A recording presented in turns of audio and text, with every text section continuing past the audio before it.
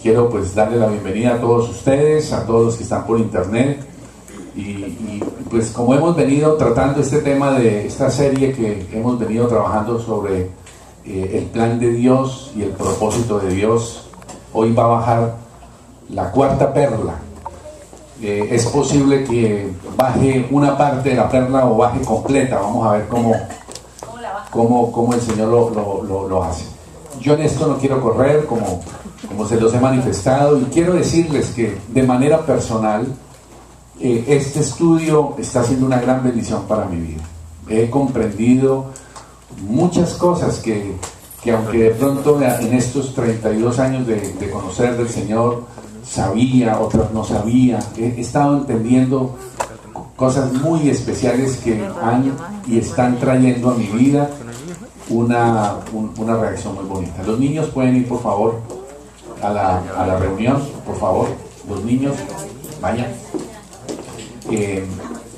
Creemos, y es lo que está en anhelo en nuestro corazón, el poder que esta serie, escuchen, no se preocupen, esta serie genere en su corazón una nueva visión y un cambio de mentalidad. Hay una bendición especial en esto que, como les estoy diciendo, ha traído a mi corazón, pero también está generando una gran preocupación. Y quiero hacerles lo que ha pasado en la historia. ¿Cómo fue la iglesia del primer siglo? Sabemos que la iglesia primitiva tuvo básicamente 3 siglos. Hasta el punto en que la iglesia perdió de vista al Señor y a su palabra. Y allá en el 3er siglo después de Cristo, la iglesia se convirtió en una religión. Cuando yo entré al CENTI hace 32 años, a mí me llamó la atención que el doctor Chamorro siempre nos decía que nosotros estábamos llamados a escribir el capítulo 29 del libro de los Hechos. Usted sabe que el libro de los Hechos no tiene sino 28 capítulos. Y él nos desafiaba a que los cristianos y la familia del CENTI estábamos llamados a escribir el capítulo 29 del libro de los Hechos. Y desde el capítulo 1 hasta el capítulo 28 del libro de los Hechos narra la historia y muestra el estilo de vida que tenían los cristianos del primer siglo. Pero cuando pasaron esos primeros 100 años, o sea, los 100 años donde vivió Pedro, Pablo, Bernabé, Timoteo, Juan, todos los que fueron discípulos del Señor y después los discípulos de Pablo y de Pedro, ellos murieron. Y en el segundo siglo, ¿quiénes tomaron la posta del cristianismo? La tomaron una siguiente generación. ¿Pero qué hizo esa generación? Ese segundo siglo fue el comienzo de la decadencia de la vida cristiana. En ese primer siglo, el mundo conocido de esa época fue impactado por el cristianismo. Fue transformado por el cristianismo. El cristianismo impactó la cultura oriental, el mundo islámico. Fue transformado del primer siglo, el mundo por el evangelio. Ya en la segunda generación, ese cristianismo dejó de empezar a impactar el mundo. Y ellos empezaron a bajar la guardia porque no tenían bien clara la visión de lo que era el genuino cristianismo. Y el tercer siglo del cristianismo ya se convirtió en un cristianismo absolutamente cómodo, un cristianismo egoísta y un cristianismo que terminó siendo pagano, adorando dioses extraños y completamente recibiendo un fenómeno que se llama sincretismo. Sincretismo es cuando la palabra de Dios, la palabra verdadera, comienza a adoptar y a recibir costumbres paganas que van en contra de la sana doctrina y comienzan a practicarse como algo normal. Tomando ese ejemplo, nosotros hemos cumplido 50 años en el CENTE. O sea, ¿en qué generación estamos? No, en el CENTE, ¿en qué generación estamos? En la primera generación. ¿Estamos? Yo entré de misionero siendo un peladito de 26 años. Hoy tengo 56. En 20 años ya voy a tener 76 y fácilmente en 25 años, si el Señor no viene, yo ya estoy pensando en salir para el cielo. La pregunta es, cuando pasen esta primera generación, los primeros 70 años de la cruzada, 80 años de la cruzada, los misioneros vamos a empezar a morir y deben venir otros misioneros y otros paulinos. La pregunta es, ¿qué va a pasar con la cruzada en la segunda generación? ¿Estamos? Ahora, ponga eso a nivel de la iglesia. ¿En qué hoy el mundo cristiano está pensando? ¿Y hacia dónde está yendo? Y si usted no mira, yo quisiera que usted averiguara cómo el cristianismo está impactando nuestro país, algún país, en donde uno vea, por ejemplo, en un gran avivamiento que hubo en el 1850 en Inglaterra, en Gales, las cárceles quedaron vacías, los jueces ya no tenían trabajo. ¿Por qué se quedaron las cárceles vacías? Porque no había delincuentes. Se acabó gente enferma por alcohol. Se restauraron las familias. Bajó la violencia familiar. Y todo eso empezó a darse cuenta y a reflejarse ¿en dónde? En la comunidad.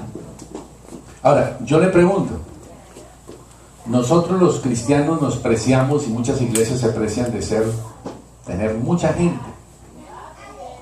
Pero la pregunta es, ¿están bajando los niveles de criminalidad?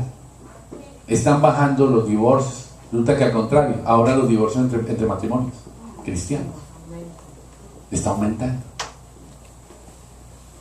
Entonces, familia, esto, al menos yo he estado reflexionando mucho y digo, Señor, qué tremendo.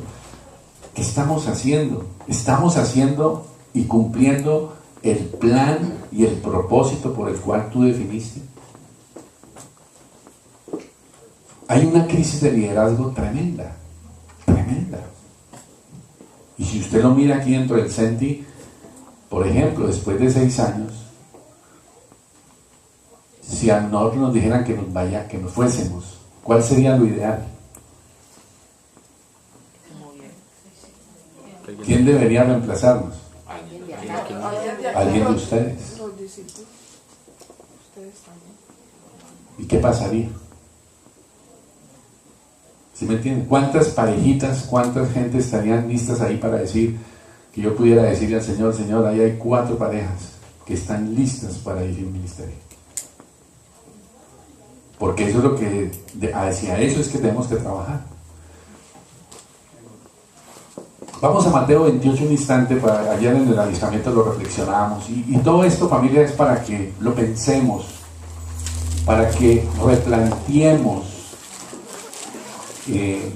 razones y motivos de nuestra visión de lo que es el cristianismo, de lo que Dios ha planteado y planteó desde cuando lo hemos venido viendo en la Biblia. En Mateo 28, 18 dice, toda potestad, ¿quién habló? Jesús dijo, todo poder me ha sido dado a mí. ¿En dónde? En el cielo y en la tierra. Después dice, por tanto, o sea, ¿qué significa? Por esa razón, ¿Da una orden o da una recomendación? Es una orden. ¿Y es una orden para quiénes? Para todos los discípulos, todos los que somos cristianos. No es una orden para los misioneros, ni es una orden para los tiempos completos. Es una orden para todo aquel que ha sido lavado por la sangre de Cristo. Dice, todo poder y autoridad me ha sido dada en el cielo y en la tierra. Cuando alguien dice eso, imagínese que no es Jesús y alguien dijera eso. Esa persona, ¿qué está diciendo? Si antes de declarar lo que va a declarar, hace esa introducción, ¿el que está tratando de hacer? Él está diciendo, lo que voy a decir es una orden, porque yo tengo todo el poder y la autoridad para decirlo, tanto allá en el cielo como aquí en la tierra. O sea, es como diciendo, wow, escuche bien porque lo que voy a decir es en serio. Dijo, ¿qué dice ahí? Por tanto,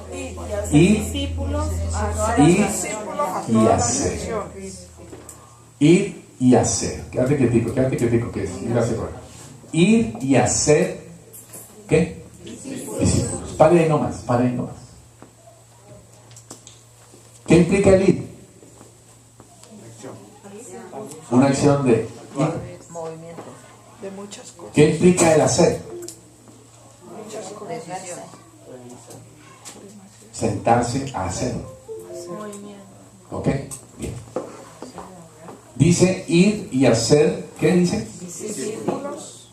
¿A dónde? Todas las naciones. O sea, cuando el Señor dice a todas las naciones, está diciendo, no hay limitación. No hay limitación. Ahora, solo imagine si en el CENTI o aquí en el distrito o en toda la iglesia de Jesucristo alrededor del mundo, todos cumpliéramos ese pedacito.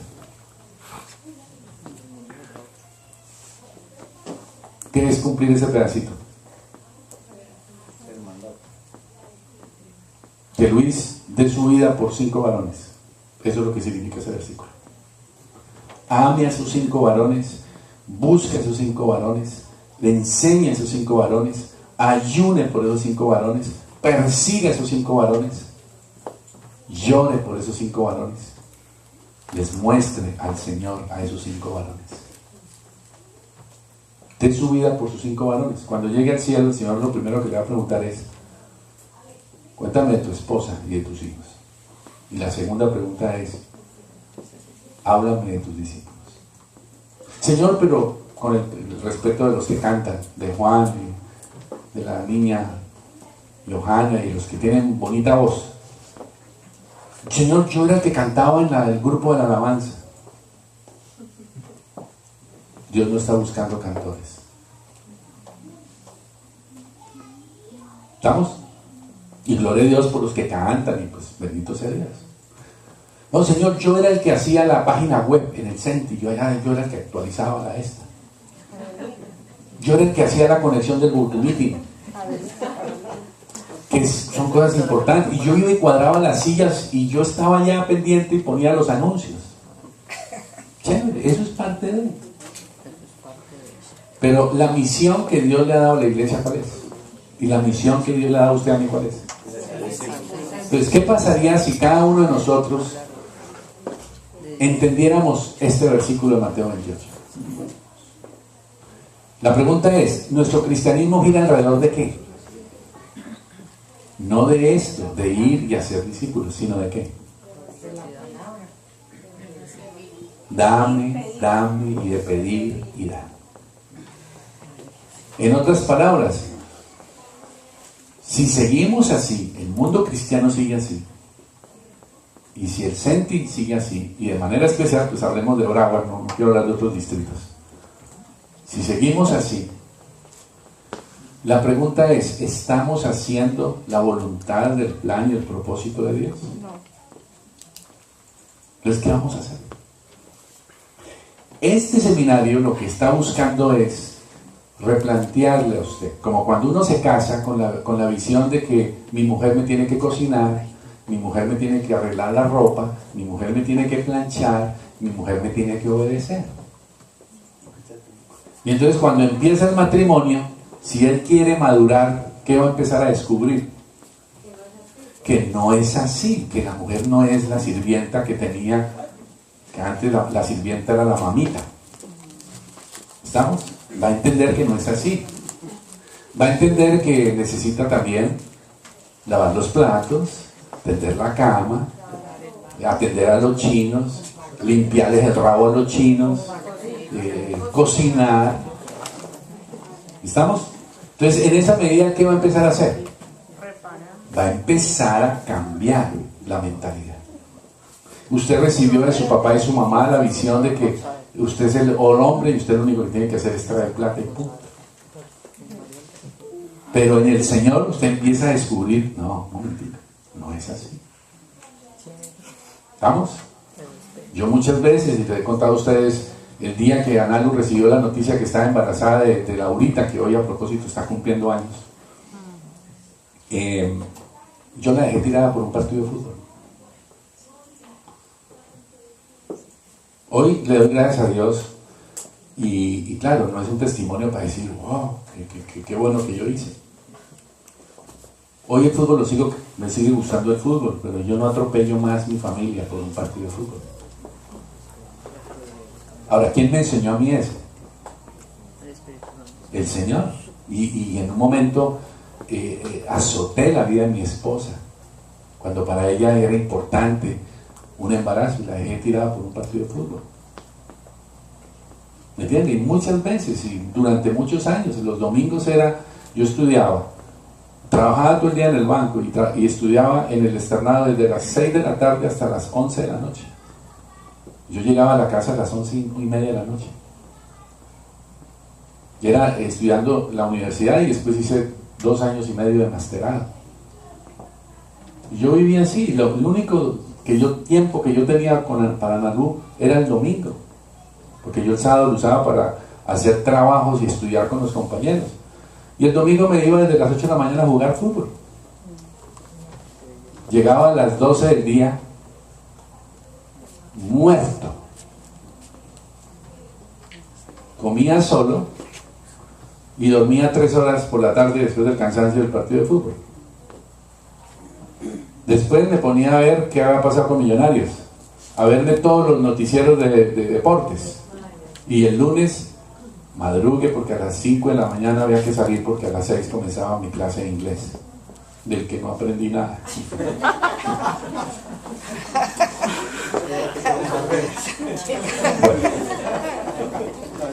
Por eso, familia, quiero que entendamos, miren,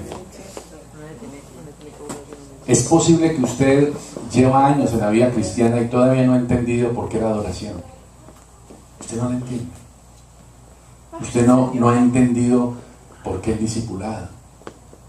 Usted no ha entendido la diferencia entre posición y condición, entre teoterapia y religión, teoterapia y teología, información y revelación.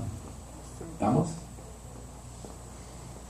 Y por eso quizás a usted le cuesta trabajo entenderlo el discipulado, porque no es revelacional. Por eso a usted, esposo, le cuesta trabajo escuchar a su esposa, amarla. A usted, mujer, le cuesta trabajo valorar a su marido. Y viceversa, y en todas las demás cosas que tenemos que hacer. Porque tenemos una visión equivocada de qué fue lo que pasó en la cruz. ¿Por qué fue lo que pasó en la cruz? Por eso estamos descubriendo estas perlas. Y yo me estoy arriesgando con un tema que de pronto puede ser muy denso para ustedes y para mí, y que sea un tema de pronto no muy atractivo, pero estoy siguiendo la dirección del Señor y quiero ayudarle a que usted me ayude, me acompañe en esto, para que usted, ya sea que lleva poquitos meses en la vida cristiana o lleva muchos años en la vida cristiana, usted se atreva a vivir al estilo de la Biblia, el cristianismo de la Biblia. Porque estamos llenos de personas aquí en el CENTI con muy buenas intenciones. El mundo está más lleno de personas con buenas intenciones. Pero con buenas intenciones no impactamos el mundo. Con buenas intenciones no tenemos un matrimonio al estilo de Dios. Y ese yo pienso que es el desafío más grande. Por eso espero en el Señor que este tema que estamos hablando de las perlas baje a su corazón. Y confío que el Espíritu Santo va a ir hablando a sus corazones. Va a ir entendiendo a sus vidas lo que son y cómo Dios tomó decisiones de entregarle a usted y a mí una tremenda responsabilidad, y que de pronto usted y yo no hemos entendido lo que nos han entregado.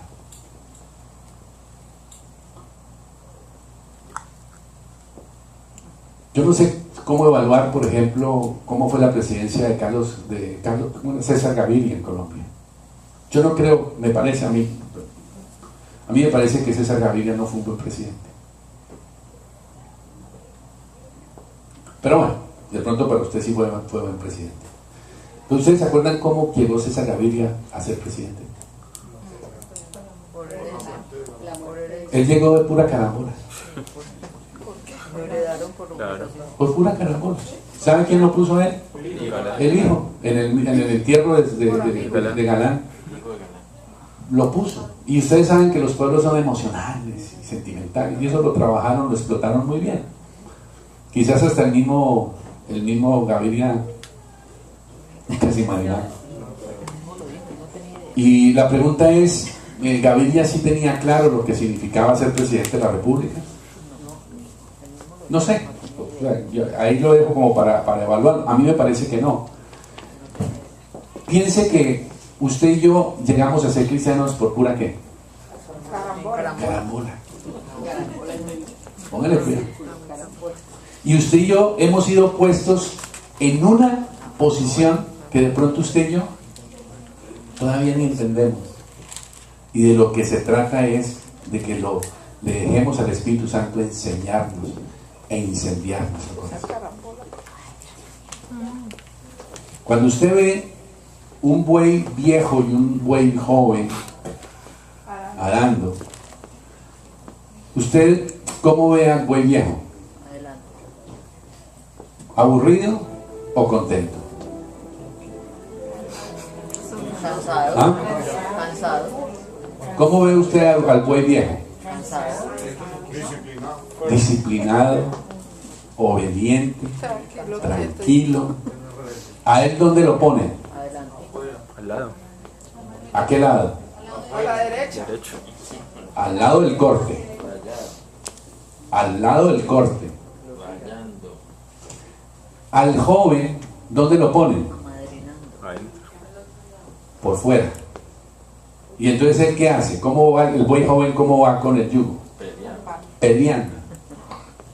Cabeceando. No me gusta eso. No.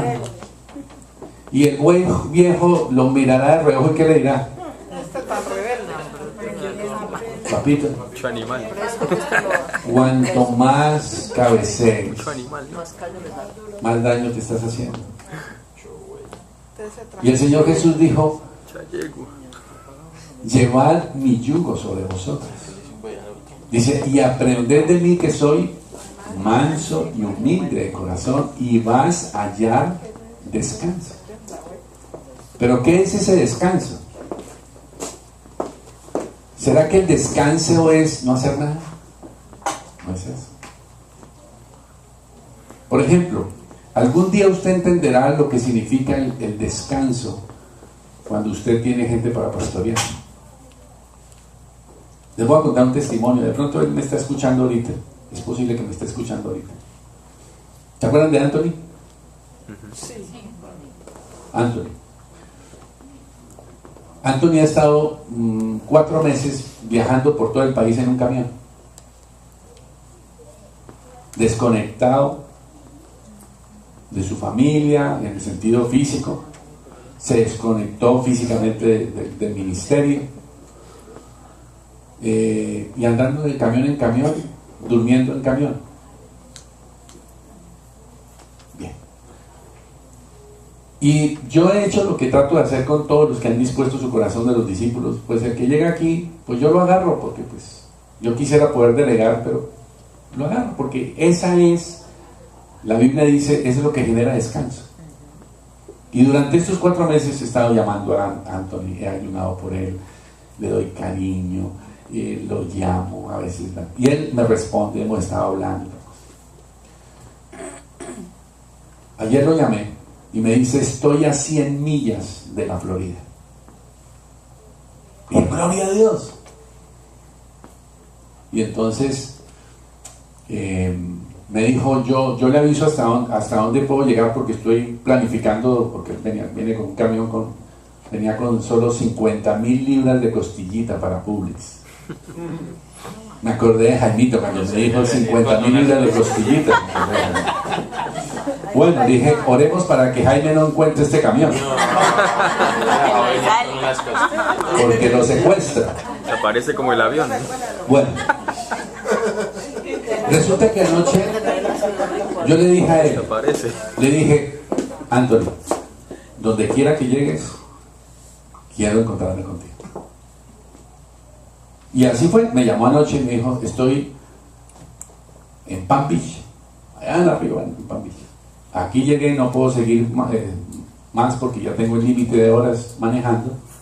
Aquí estoy, tata. Entonces le dije, listo, papita. Mañana a primera hora, allá llego. No, Manuel, me da pena, mire, que no sé qué. No, papita. Y esta mañana viajé unas 40 millas a encontrarme con él. Nos sentamos, desayunamos, seguimos. No, la costillita no hubo desayuno. Que Jaime lo pastorea. No lo va a pastorear. Que se lo delegue a Jaime. Que Jaime quiere que se lo delegue. Les estoy contando esto para que ustedes se encuentren. Miren, fue tremendo sentarme con él y escucharle decir, Manuel, mire, Dios ha estado haciendo esto, Dios ha estado haciendo esto, las cosas han cambiado en esto, Dios me ha bendecido en esto, Dios. Y él, como anda en el camión, entonces le conseguí el librito de Un llamado a la confianza. Ustedes saben, cuando él recibió el libro, dijo, Manuel, gracias. Porque está por allá sin nada, está sin familia espiritual, sin este contacto. Es posible ahorita está descargando el camión, pero pues dijo que iba a intentar estar conectado por teléfono escuchando la reunión. Pero quiero decirles que esta mañana, en esa hora y media que yo estuve con él, yo le di muchas gracias a Dios, porque pude darme cuenta cómo en cada llamadita, en cada 10 minuticos, 5 minuticos, 15 minuticos que hablamos durante estos 4 meses, periódicamente, se fue sembrando en su corazón. Y yo creo en el nombre de Jesús que las cosas nuevas que Dios ha prometido para Tony y su esposita siguen en camino. Ese es el ejemplo que les quiero decir, en medio de lejanía. Hablemos de otro que ese sí no debe estar conectado, que es el argentino. Y él se conecta al adiestramiento y quisiera estar en el adiestramiento. Y está ahí, pegadito en el adiestramiento, y se está pegadito en las reuniones. Su vida ha sido transformada en estos 3 meses, de manera trascendental. Entonces, cuando dice, y hallaréis descanso para vuestras vidas, ¿a qué descanso se está refiriendo? A esa experiencia de poder decir, Señor, estoy haciendo lo que tú has definido que yo haga. Pero levantar es discípulos, ese es el desafío, no es levantar amigos para estar hablando de Dios hasta las 4 de la mañana. Porque usted puede hablar de Dios hasta las 4 de la mañana, ya cuando usted habla de Jesucristo y del Espíritu Santo y la unción es otra historia. Aunque de pronto tenga que hablar hasta las 4 de la mañana con un amigo de Dios, también. Pero lo que le quiero decir es que usted en su corazón abrace lo que Dios tiene. Por eso vamos a ir metiéndonos a la cuarta perla. Vamos a 2 de Pedro, capítulo 3. Recuerden, van buscando 2 de Pedro, capítulo 3, que hemos venido hablando de 3 perlas. ¿Se acuerdan? Hago un resumen rápido. Primera perla. El pasaje de Mateo capítulo 16, no lo busquen, vayan buscando segunda de Pedro. De Pedro cuando se encuentra con Jesús, Jesús pregunta, ¿qué dice la gente? ¿Quién soy yo? Hay varias respuestas y después Pedro dice, tú eres el Cristo, el Hijo del Dios viviente.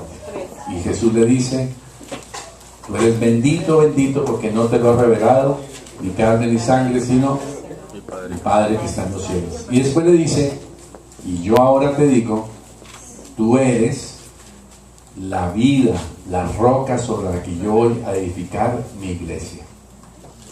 Ahora, ¿esa promesa de ser roca es solo para Pedro? Es para usted y para mí. Ahora, ¿Pedro estaba desempleado? No, Pedro tenía trabajo, era un empresario de pesca. Usted también trabaja, usted también está ocupado. Pero ahí está el desafío. La obra de Dios no es para los desocupados. La obra de Dios es para el que está entendiendo que Dios lo ha llamado aunque estemos ocupados trabajando. La segunda perla está en Hebreos capítulo 1, cuando decimos que Dios creó todo, Papá Dios crea todo, y en un momento dado decide declarar a Jesucristo como ¿qué? Heredero de todo. Y le entrega todo en sus manos. Esa es la segunda perla. La tercera perla es Colosenses capítulo 1, versículo 18 al 20. Estoy resumiendo rápido. Es en relación a que Dios establece que Jesucristo debe tener toda la preeminencia. O sea, que en Jesucristo se debe reunir todo y Él es el que debe ser el más importante. En Él tiene que haber toda la preeminencia y decide que en Jesucristo se deben reconciliar todas las cosas. Vamos a la segunda de Pedro capítulo 3 para introducirnos a la perla 4.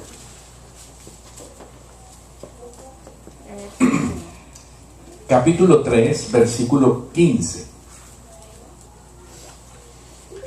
Dice, y tened entendido que la paciencia de nuestro Señor es para salvación. Como también nuestro amado hermano Pablo, ¿está hablando quién? Pedro. Y aquí hace referencia a Pablo. Dice, según la sabiduría que le ha sido dada, Pablo os ha escrito, dice en el versículo 16, casi en todas sus epístolas, hablando en ellas de estas cosas. ¿Qué cosas? Dice, cosas entre las cuales hay algunas difíciles de entender. Y estas perlas son eso. Estas son parte de las cosas difíciles de entender. Es difícil entender por qué tengo que tener discípulos, por qué tengo que tener discípulas. Ojo, cuando yo digo tengo, no es de imposición, ¿ok? Yo tengo 3 hijas, pero yo no, a mí nadie me impuso tener hijas. ¿Estamos? Tuve 3 hijas, tengo 3 hijas, pero nadie me impuso que tenía que tener 3 hijas. El tener discípulos no es una imposición, es una visión fruto de una orden. Porque no, de la única manera como impactaremos al mundo es a través de ¿qué? Del discipulado. Y hoy en día en las iglesias lo que menos insisten es en el discipulado. Hoy en día las iglesias quieren más es la mega iglesia. Alguien me decía, hablando con un cristiano hace 15 días, me decía, mire, yo voy a una iglesia de 2000 personas. Y le dije, ¿estás contento? Y me dijo, sí. Dije, ¿por qué? Porque yo voy y nadie se da cuenta. Si no voy, nadie se da cuenta. Y lo bueno es que yo voy, canto, escucho la palabra de Dios y tal, pero no tengo que darle respuesta, no tengo que darle cuentas a nadie. Yo decía, wow, es tremendo. O sea, ¿qué visión es esa? ¿Me entienden? Entonces, estas son cosas difíciles de entender. Lo de la adoración es difícil de entender. Porque son cosas que solo pueden ser entendidas como Revelación. en un nivel diferente, en una instancia diferente. Y por eso el desafío de estas perlas y la motivación es que usted y yo entremos a esa dimensión distinta. Que entendamos la posición y el plan de Dios con su iglesia y conmigo y con usted. Y poder decir, Dios, lo voy a hacer. Por ejemplo, Noé. ¿Cómo vivía la gente en la época de Noé? ¿Qué dice la Biblia? ¿Cómo vivía la gente en la época de Noé? O sea, ¿por qué razón Dios toma la decisión de destruir con un diluvio al hombre? Por la maldad. Eran idólatras. ¿Estamos? Imagínense que cuando llegaron los ángeles, los hombres querían tener sexo con los dos ángeles. Y a los ángeles se les salvaron. Bueno. Sin embargo, entonces, ¿Noé qué hizo? No, perdón, lo de los ángeles fue Con los Lot, con el sobrino de Abraham. Pero igual en Noé, Pero yo creo que era también. Dios quería tomar esa decisión porque el mundo estaba perdido. Bien, Dios establece un propósito y define un plan. ¿Y cuántos son los que le caminan a ese plan? Solo Noé. Con su mujer y sus hijos. Y él, yo creo que los hijos a regañadientes se metieron en el cuento como diciendo, este suegro, Dios mío, pero ¿qué hacemos aquí? Y sin embargo, Noé, ¿cuántos años estuvo en ese proyecto? Y era un proyecto difícil de entender, absurdo. Lo hemos dicho varias veces y lo vuelvo a repetir, es como si a usted lo llevaran una empresa, lo contratan y le dicen, Manuel, usted está contratado por esta empresa, venga, aquí estamos en Nebraska y usted aquí va a construir un arca. ¿En dónde? En Nebraska. Un arca. ¿Y en dónde vamos a poner? ¿En qué río la ponemos? No, es que esto se va a inundar todo. Por eso hay que construir un arca. Y usted mira y no hay ni ríos. Y usted piensa, ¿inundarse cómo? Porque si a usted le dicen, vamos a construir un arca en la bahía de San Francisco, entonces ¿usted qué dice? Vamos a construir un arca en Palm Beach. ¿Listo? Un arca en Orlando. Ya uno empieza a decir, diversión. más bien echémonos para el oeste, ¿no? Será algo de la diversión, pero arca no va a ser. Bueno, Noé vivió eso, sin embargo, ¿él qué hizo? Obedeció. Él se metió en el plan y propósito de Dios. Ahora, ¿dónde está el problema suyo y mío? Es que quiero animarle a que usted reflexione si usted y yo estamos dentro del plan y propósito de Dios. ¿Ok? Y es difícil de entender. Aquí el mismo Pedro está diciendo, Pablo les dijo a ustedes cosas difíciles de entender, pero mire lo que dice.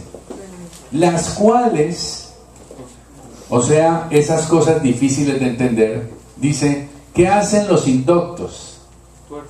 ¿Qué hacen los que no manejan la Biblia? Las tuercen. Las distorsionan. ¿Entienden? Y dice, e inconstantes tuercen, como también las otras escrituras para su propia perdición. Después dice en el 17, así que vosotros, oh amados, sabiéndolo de antemano, guardados, no sea que arrastrados por el error de los inicuos, caigáis de vuestra firmeza. O sea, si nosotros somos engañados en este tiempo respecto de por qué adorar al Señor, por qué tener comunión con Dios, por qué vivir el estilo de vida que Dios plantea, por qué tener discípulos, por qué entender que debemos ir a impactar con un grupo de teoterapia, con trabajo social, con ir a ganar los americanos con su inglés, hacer tantas cosas que están por hacer en el CENTI, porque yo le quiero decir, en el CENTI está todo por hacer, todo por hacer. Yo podría usar las emociones y podría usar la culpa con ustedes para animarlos a que hagan la obra de Dios. Yo podría decirles que el Señor me ha dicho que va a venir en 15 días y el que no tenga células se va para el infierno, y el que no diezme también se va a ir para el infierno y van a perder su salvación. Yo puedo agarrar la Biblia y créanme que yo le puedo meter a usted y torcer las escrituras y terminar que usted vaya y haga discípulos y haga devocional, porque la motivación ¿cuál es? El miedo. ¿Entienden? Y la pregunta es, cuando yo llegue delante de la presencia del Señor, ¿qué me va a decir? Yo le decía, Señor, allá en Broward todos tenían discípulos. Sí, pero el amor no era el motivo, Manuel. ¿Cómo no? ¿Te amaban? No. Estaban asustados que se iban a ir para el infierno. Y de pronto el que se va a ir para el infierno, el único que va para el infierno es usted. ¿Estamos? Yo podría, créanmelo, presionar y generarle a usted una decisión de amar a Dios, de esto, ¿verdad? Pero de eso no se trata. Se trata es que usted disponga al Espíritu Santo su corazón para que el mismo Espíritu Santo, como esos hombres que después de que Jesús murió, que iban por el camino de Emaús, ellos dijeron, no ardía nuestro corazón cuando Él nos exponía las Escrituras. ¿Se acuerdan? Luego en ese momento ya el corazón de ellos no estaba ardiendo. Dice lo que yo anhelo en mi corazón, que nuestro corazón arda, pero arda por su presencia, que arda por su razón. ¿Difícil de comprender? Sí, difícil de comprender. Pero usted y yo tenemos la opción de dejarnos incendiar por el Señor en la revelación. Usted puede decir, no, yo voy a ser fiel con mi esposa porque yo no me quiero quedar solo. Si usted dijera eso, yo le pregunto, si su esposa supiera que usted no le es infiel porque usted no quiere estar solo, ¿qué diría su esposa? Qué emoción, ¿cierto? Diríamos, ese hombre me enamora. ¿Cómo amo a ese hombre? Yo por ese hombre doy mi vida. Desgraciado. ¿Me entiende? Y entonces, tradúzcalo con el Señor. Yo soy cristiano es para que Dios me bendiga. Yo soy cristiano para que Dios me ayude con mis hijos. Yo diezmo para que Dios me ayude. Ese es un Dios desgraciado. Un Dios que le tiene que decir a usted, deme plata para yo bendecirlo. Ese es un Dios desgraciado. Tenga discípulos para yo bendecirlo. Vaya al campamento para que yo lo bendiga.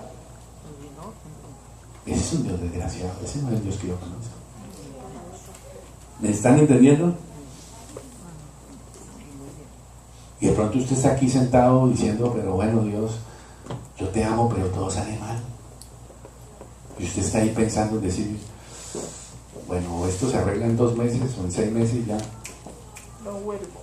Vuelo, porque esto ya no más, ya, esto no aguanta más. Como cuando usted está en un trabajo y usted ve que el panorama y no le suben las horitas y usted no vale nada en esa empresa, y entonces usted empieza a decir, no, yo no, 6 meses, 4 meses más, empiezo a buscar trabajo, yo de aquí me voy. Pero quiero que entienda, el problema no es que usted se vaya. Por supuesto que para nosotros no es bueno que usted se vaya. El tema es que nos quedemos con una visión equivocada de quién es Dios. ¿Por qué Dios? ¿Por qué amarlo? ¿Por qué vivir para Él? ¿Por qué tomar decisiones con Él? ¿Por qué jugárnoslas con Él? La pregunta es, ¿por qué ayunar?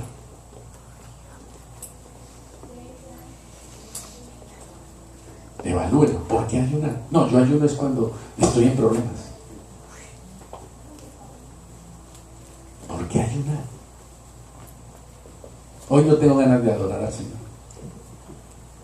Y hoy no tengo ganas de cantar ni de levantar las manos. ¿Sí me entienden? Y entonces yo pongo al otro lado el Señor como diciendo, ¿qué tal Jesús? Diciéndole al Padre, no, que yo no tengo ganas de subirme a esa cruz.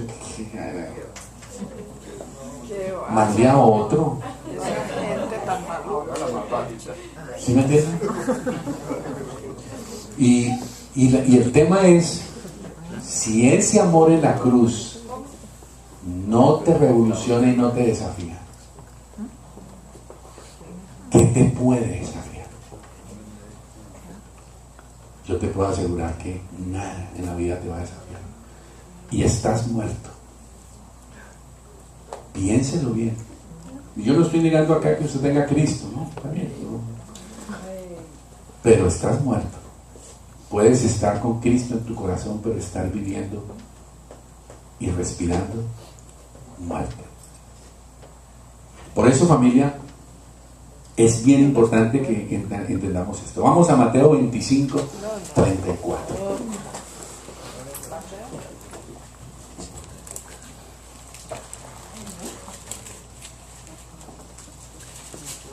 Yo no quiero correr con esto. Quizás esta serie es de la serie más definitiva que Dios me ha mandado a dar en estos 32 años, 33 años. Mateo 25.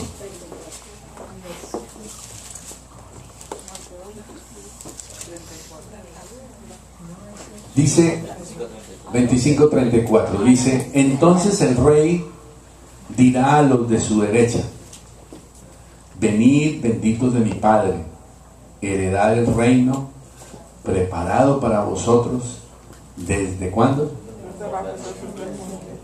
O sea, no sé si usted lo ha pensado, pero antes que el mundo existiese, antes que el cielo existiese, váyase en el tiempo, antes que el mundo fuese, porque este versículo, ¿qué está diciendo? ¿Desde antes de qué? En el tiempo, antes de la fundación del mundo, ¿es cuándo? Eternidad. Desde que él pensó, ¿no? Desde la eternidad, donde Dios dice, aquí estoy con el Padre, con el Hijo y el Espíritu Santo. ¿Y qué más existía? El corazón de Dios. ¿Qué más existía? Nada más existía. No existía mundo, no existía universo, Desde que está en los... no existía el cielo. Quiero que deje ahí el dedito y vaya a Génesis capítulo 1, versículo 1. Génesis 1, versículo 1. Piénselo. Quiero que usted se vaya a su casa hoy y en esta semana invitarlo a que reflexione en esto. ¿Cuál es el libro antes de Génesis?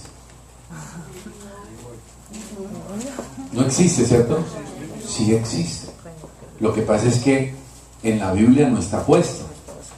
Pero ¿qué había antes de 1:1? Dice, Dios en el principio creó Dios los cielos y la tierra. estamos hablando que antes de qué? Del principio. ¿Qué es antes del principio? Allá, Padre, el Hijo y el Espíritu Santo, donde no existían ni cielos, ni tierra, ni universo. ¿Estamos? Allá en ese punto, ahora, posicionado en el tiempo ahí, lea nuevamente Mateo. Mateo 25, 34. Está diciendo, hereden el reino preparado. Dice que el rey dirá a los de su derecha. ¿Cuándo va a suceder esto? El último día. Muchos años después de antes del principio. ¿Cuándo va a decir eso el Señor? Cuando el Señor venga por segunda vez. Después del milenio. El Señor va a decir, venga para acá. A un lado de la derecha, ¿quiénes? Nosotros. ¿Qué dice ahí? Benditos de mi Padre. Benditos hijos de mi papá. Lea bien el versículo. Venid, vengan, benditos de mi papá. O sea, hermanos míos. ¿Estamos o no? Hermanos míos, benditos de mi Padre. Hereden el reino que fue preparado para ustedes. Váyase ahora a ese principio antes de cualquier cosa. O sea, antes que Dios creara el cielo y la tierra, Él ya tenía pensado para usted y para mí un reino.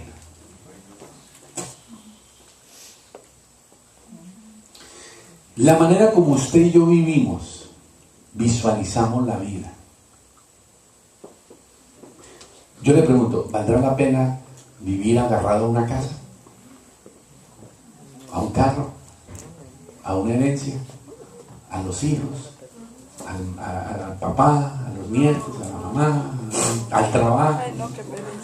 Piénselo, piénselo. Porque por eso es que la palabra de Dios dice, levante sus ojos. ¿Por qué? Porque nosotros andamos mirando, ¿se han visto que nos dicen, vamos a orar? ¿Qué es lo primero que ustedes hacen? Miren cómo son las cosas. ¿Me permites contar lo que pasó tu hijito ayer? ¿En el aislamiento? ¿Lo puedo contar? Es que me llamó la atención, pero es tremendo. Resulta que ayer Adenita llegó con Gabrielito al aislamiento. Y yo estaba ahí en pastoral con Carlos Moscarel. Cuando salimos, entonces lo saludamos. Entonces el niño, cuando vio a Carlos, el niño llegó y hizo esto. Entonces, Carlos le dijo, como que Carlos se incomodó de que el niño le hubiera hecho una venia. Yo la verdad no me di cuenta en el momento en que el niño le hizo la venia. Y entonces resulta que ahí caímos en cuenta que el niño está estudiando artes marciales. Y entonces en las artes marciales les enseñan de que a su contrincante o a su líder o al que tenga cinturón, al que sea. Ahora, yo anoche me quedé pensando, esa enseñanza, ¿cómo puede impactar la vida del niño? ¿Sí me entiendes? Que el niño, claro, él todavía está aprendiendo, pero él, fíjense que él a una persona distinta, a un mayor, ya le está rindiendo, le está haciendo así. Y si es respeto está bien, pero no siempre puede ser respeto. Puede ser temor. Está agachando la cabeza. ¿Sí me entiendes? Que es bueno que tú le vayas ministrando al niño y le vayas enseñando. ¿Por qué usted y yo, cuando decimos oremos, bajamos la cabeza? Porque esa ha sido una enseñanza que Satanás ha usado en la cultura católica. Oremos.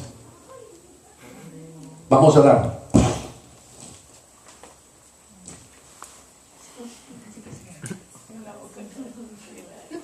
Levante la mano. Lo aprendimos. O en la iglesia evangélica. Ustedes vino a una cultura evangélica. Levanten la mano. ¿Me entienden? Calle la boca. ¿Cómo nos regañaban nuestros papás? ¿Se acuerdan cuando le decían cuidado con el coco? Y el cuento del coco funcionaba. Funcionaba tanto que cuando usted a menos decían coco, Corría. pero ¿qué fue generando en su corazón? ¿Me entienden? Piense. Dice que antes de la fundación del mundo, Dios pensó y diseñó, escuchen, para que vayamos orando, porque ya quiero que con esto vayamos bien despacito, porque esto le quiero animar a que lo mueva en su corazón.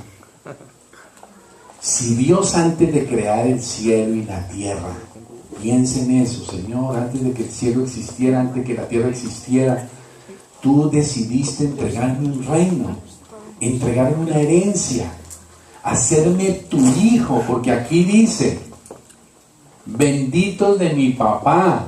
¿Quién está hablando? Jesús. Y cuando dice benditos de mi papá, ¿qué es lo que está diciendo? Hermanos míos, benditos hermanos míos, vengan que ustedes son herederos. ¿De qué? ¿Cuál es la responsabilidad de esa herencia? ¿Y qué es lo que estamos haciendo aquí en la tierra respecto de eso que Dios pensó allá? O la pregunta es, ¿este reino es solo para cuando estemos allá en la eternidad? Piénselo. Ahora, esto puede cambiar la dimensión de lo que usted entiende. O sea, que antes de la creación del mundo, Dios definió un plan y un propósito para su vida. Y la pregunta es, ¿vivo en función de ese reino o vivo en función de qué? ¿Qué es lo que tú estás viendo? ¿El reino o qué es lo que tú estás viendo? El otro reino, porque dice, mi reino no es de este mundo, pero este mundo tiene ¿qué? Un reino. Tiene un reino. ¿Que gira alrededor de qué?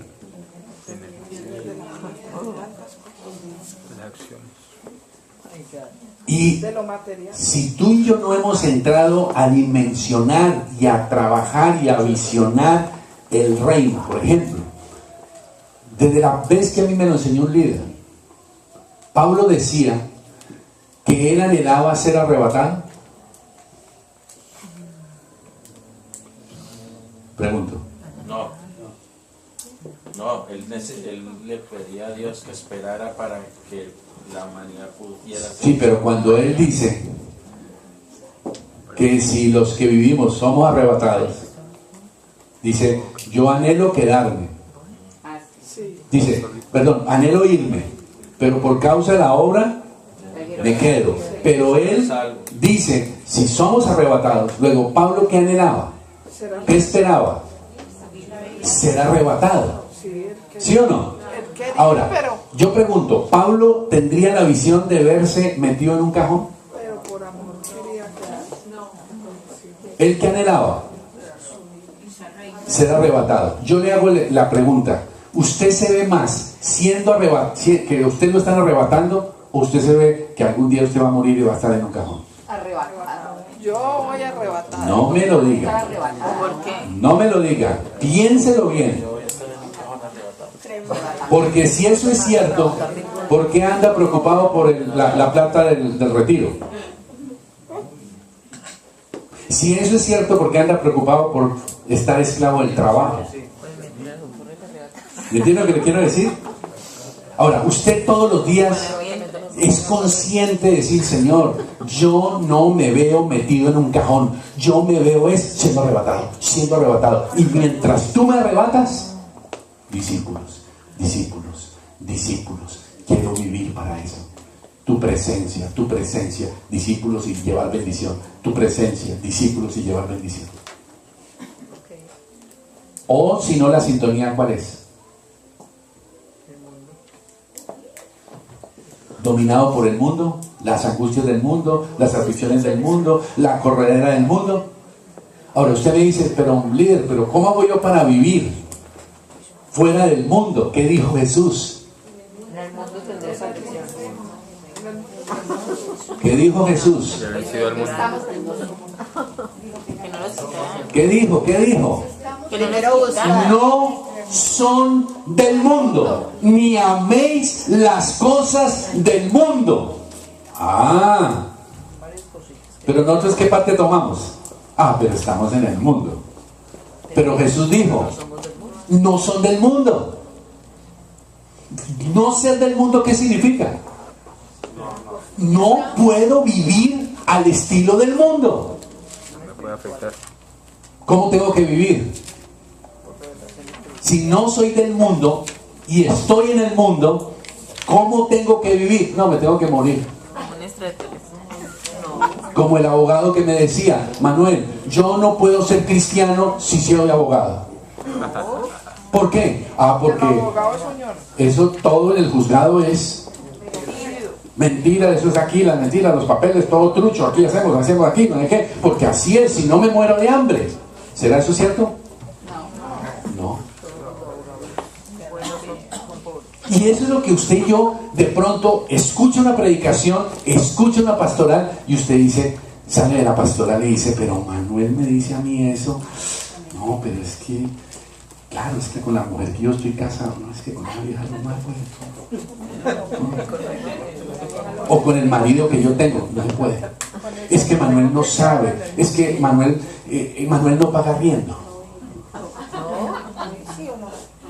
Algunos creen que nosotros somos cuerpo glorioso. ¿Me entiende? O sea, Ana y yo pasábamos por las mismas que usted pasamos. Sí. ¿La diferencia cuál puede ser?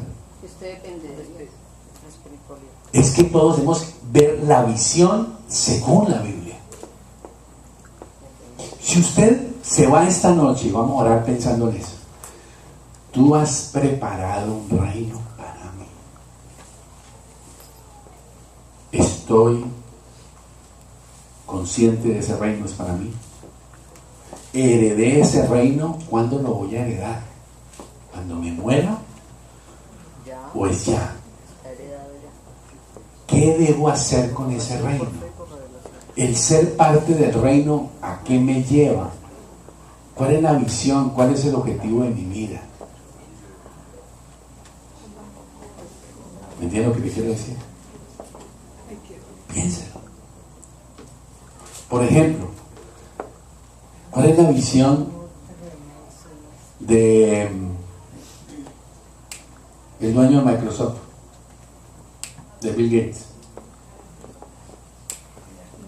Dígame. Su vida, su tiempo, su corazón, sus anhelos, sus talentos, todo ha girado alrededor de él. ¿Cuál ha sido su vida? ¿Qué ha sido su vida? ¿Me entiendes? Ayer escuché en la radio algo de Alejandro Magno. ¿Ustedes saben quién fue Alejandro Magno? Alejandro Magno fue un líder tremendo. Ese hombre fue capaz de darle el giro al mundo. Cuando en su época el mundo estaba siendo controlado por los musulmanes. Alejandro Magno, como desde el imperio griego, giró a Occidente y ahí nació el Occidente, la visión de Occidente. ¿Ustedes saben de cuántos años comenzó Alejandro Magno? 19 años. Era un peladito de 19 años. ¿Usted sabe cuántos murió? 32. ¿Cuántos años tuvo, digamos, de actividad? 13, 15 años. ¿Y saben cómo murió Alejandro? Deprimido porque no encontraba más territorio para conquistar. Ese hombre que conquistó, todo el mundo conocido lo conquistó. Y a los 33 años murió deprimido porque él decía, no hay más para conquistar, ¿no? ¿Y saben cuál fue la mayor frustración que tuvo? No tuvo hijo, no tuvo un heredero a quien entregarle. Y apenas murió, los 4 generales que eran sus capos, adivinen lo que hicieron. Se repartieron entre los 4 el mundo. Y entonces la pregunta es, ¿para qué vivió Alejandro? ¿Sí me entienden? Ahora, si Alejandro Magno hubiera recibido a Cristo, pase la página, había un hombre llamado Saulo de Tarso. Hágase la pregunta contraria. Si Saulo de Tarso no hubiera recibido a Cristo, ¿quién era Saulo de Tarso? El apóstol Pablo. Si él no hubiera recibido a Cristo, ¿quién hubiera sido? ¿Qué hubiera sido Saulo de Tarso? Un Alejandro Magno. Solo que Saulo de Tarso se convierte al Señor y se vuelve un conquistador en el reino de Dios. Y la pregunta es, ¿Dios quiere que nosotros conquistemos? ¿Él quiere una conquista o quiere un imperio? ¿Dios quiere un imperio? ¿El imperio cristiano?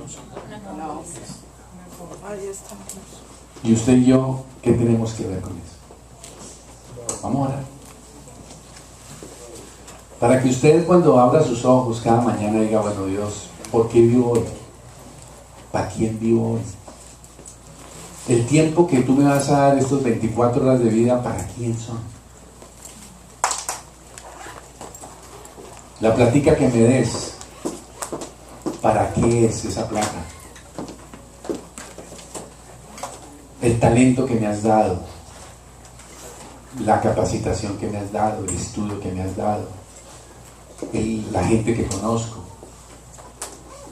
el ambiente donde estoy. ¿Para qué es finalmente? Está bajando la cuarta perla, vamos despacio. Yo les animo, hijitos, reflexionemos y el que quiere tenga oídos para oír, oiga, pero es el tiempo de replantear nuestra vida cristiana. Así como un día yo tuve que replantear mi matrimonio, dije, Dios, si yo no replanteo mi matrimonio, esto no me funciona. Y tuve que hablar con Ana Lucía y decirle a Ana Lucía, perdóneme, yo soy un desgraciado. No soy el marido que tú necesitas. No soy el marido que Dios quiere.